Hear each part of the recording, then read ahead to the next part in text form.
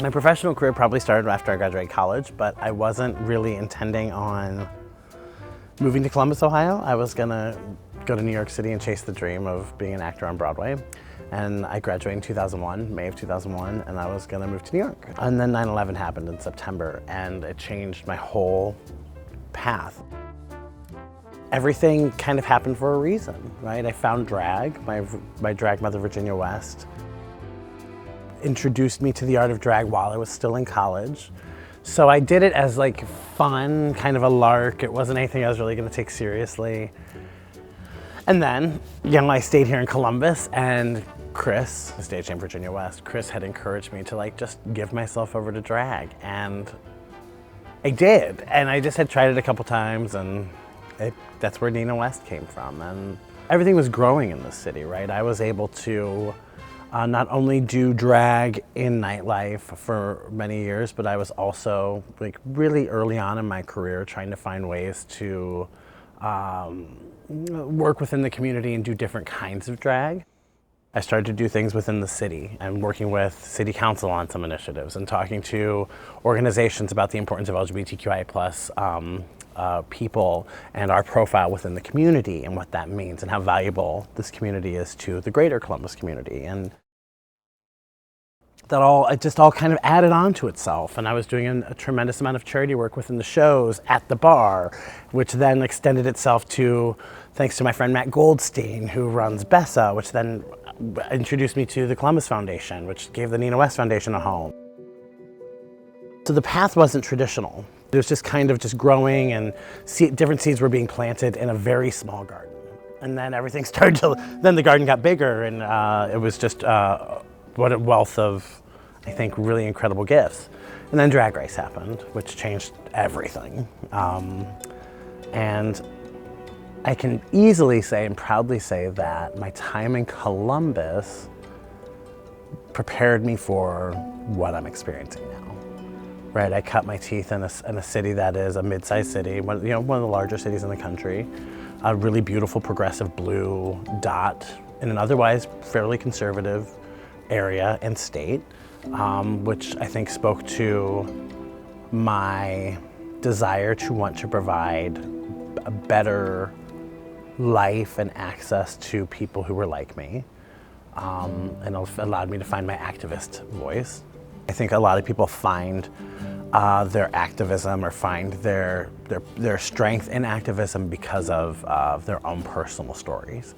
And so my story, I just found myself really alone and really isolated, and didn't find anyone who in my growing up, in my youth, who didn't look like me, who didn't sound like me, who didn't present themselves like I did, who was effeminate, who, so many times I was told who I didn't have any value or worth.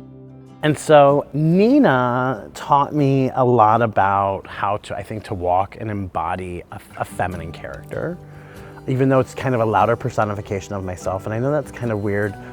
The art of drag is so personal.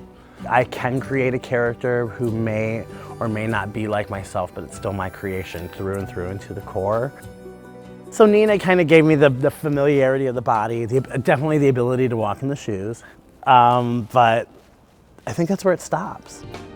And so Edna is a real mom, is a real mother who happens to be played, casting happens to be of a male. I think one of the greatest roles ever written for musical theater. She is really complicated. So much of my Edna is, I think, so much of what Andrew is, and that's why they asked me to do it. They wanted heart, and they wanted, I think, an energy that was maternal or paternal, and however you might see that. I mean, I think I have a very maternal energy, and I had to really tap into that, because my job when that curtain goes up is to get 2,500 people to believe that I am that 16-year-old girl's mother. I'll never understand what it's like to be a woman. I'll never understand what it's like to give birth.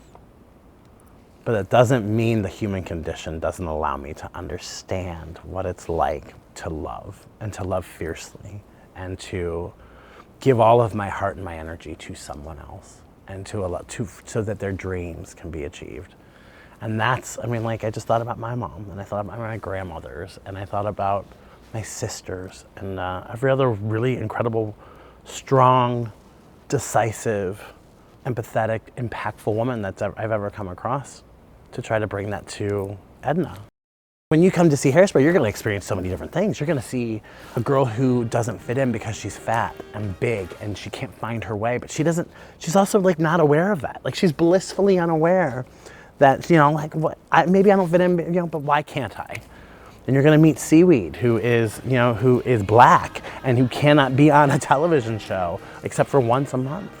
We all have our differences and we all have our stories, and they all circle around one another, and it couldn't be more true of what we're experiencing now. That's powerful. I just didn't see my career, I just didn't see it happening like this. And but again, my career has taken a bunch of turns. And now I get to come to Columbus, Ohio, and I get to play the Ohio Theater.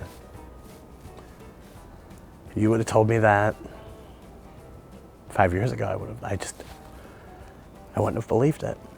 So like, it's so special. Because I'm here because of the love that my community gave me initially, of, I think, how people, respected me and reared me and corrected me and allowed me to step into spaces that at the time drag queens in Columbus weren't walking into. It's humbling. It's really powerful. Little Andrew would never have believed opening the new season for Broadway series in Columbus and doing this. Hopefully I'll get to New York one day.